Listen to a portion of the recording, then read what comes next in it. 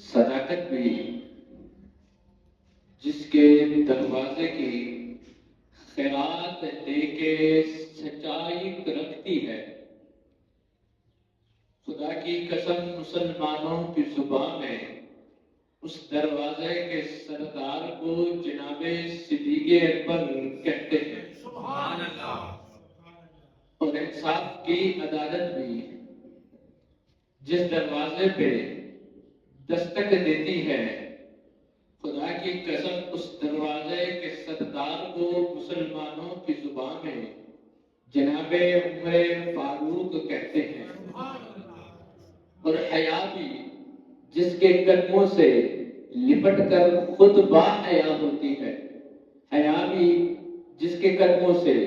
لپٹ کر خود با حیا ہوتی ہے، مسلمانوں کی زبان میں اس صاحب وجود کو، اس با حیا انسان کو، اس با حیا ہستی کو جناب عثمان غنی کہتے ہیں۔ اور جو علم کا عالم کہلائے، جو حکمت کا حکیم کہلائے، مسلمانوں کی زبان میں، جنت والوں کی زبان میں، مومنوں کی زبان میں، علی والوں کی زبان میں ایسے عالم کو، ایسے حکیم کو جناب علی شیر خدا کہتے ہیں۔ اور محمد نے جس کو اپنا سارے کا سارا حسن عطا کر دیا، یا ان الفاظ کو کچھ اس زاویے سے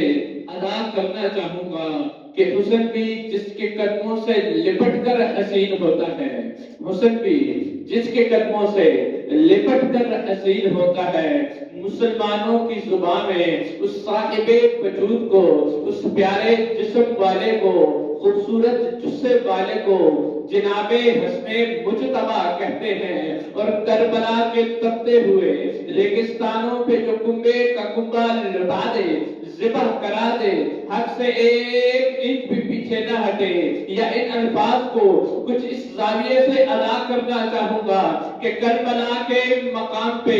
شہادت بھی جس کے قدموں سے لپٹ کر مقام پاتی ہے۔ ارے مسلمانوں کی زبان میں ایسے سید الشہداء کو،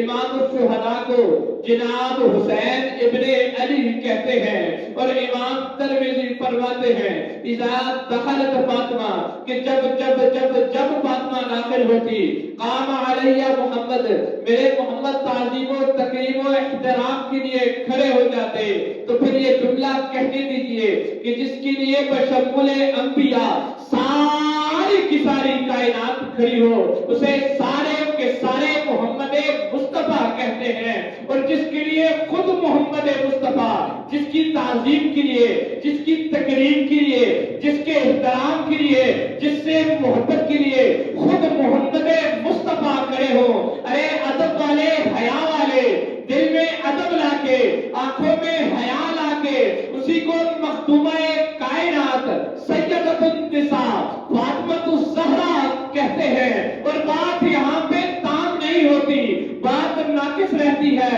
بات کو تام کرنے کے لیے محشر کے میدان میں جانا پڑے گا کہ جہاں جنتی جنت میں جا چکے ہوں گے، دوزخی دوزخ میں جا چکے ہوں گے، جنتی جنت کے مزوں سے لطف اندوز ہو رہے ہوں گے، دوزخی دوزخ کے عذاب میں پڑے ہوں گے۔ ایسے میں کچھ لوگ جو دوزخ میں پڑے ہوں گے، کبھی آدم علیہ السلام کی طرف اپنا جواب بھجوائیں گے، اے آدم آج ہماری شفاعت کرو، کبھی نوح علیہ السلام کے پاس، کبھی موسیٰ علیہ السلام کے پاس، کبھی ابراہیم علیہ السلام کے پاس، کبھی اسماعیل علیہ السلام کے پاس، کبھی یوسف علیہ السلام کے پاس، کبھی عیسیٰ علیہ السلام کے پاس۔ ارے سارے کے سارے ایسے ہاتھوں کو اٹھا دیں کہ آج رب کے جلال کے آگے ہم آپ کی سفارش نہیں کر سکتے، لیکن یہ رب یہ سارے کے سارے اکٹھے ہوں گے، آمنہ کے لال کے پاس جائیں گے۔ میرا وجدان کہتا ہے جہاں سارے نبیوں نے ہاتھوں کو اٹھایا ہوگا،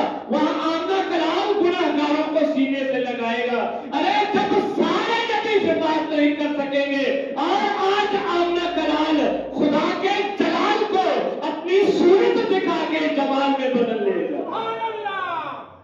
خدا کے جلال کو اپنی صورت، اپنا چہرہ، اپنا حسن دکھا کے خدا کے جلال کو جمال میں بدل لے گا، دوزخ والوں کو جنت میں لے جائے گا۔ میں اپنی طرف سے نہیں کہہ رہا، خدا کا قرآن ان الفاظ کچھ اس طرح سے بیان کرتا ہے، وَكُنْتُمْ عَلَى شَفَا حُفْرَةٍ مِّن نَّارٍ، تم سارے کے سارے دوزخ کے آخری گڑھے میں پڑے ہوگے، فَانْقَذَكُم مِّنْهَا، پھر رب کی ایسی مہربانی آئے گی جو تمہیں دوزخ سے نکال کے جنت میں لے جائے گی۔ ارے مسلمانوں کی زبان میں اس مہربانی کو آمنہ کا لال کہتے ہیں، مدینے کا تاجدار کہتے ہیں، حسنین کا نانا کہتے ہیں، فاطمہ کا بابا کہتے ہیں، علی کا ویر کہتے ہیں، صدیق کا پیر کہتے ہیں۔ خدا کی قسم اس مہربانی کو محمد مصطفیٰ کہتے ہیں۔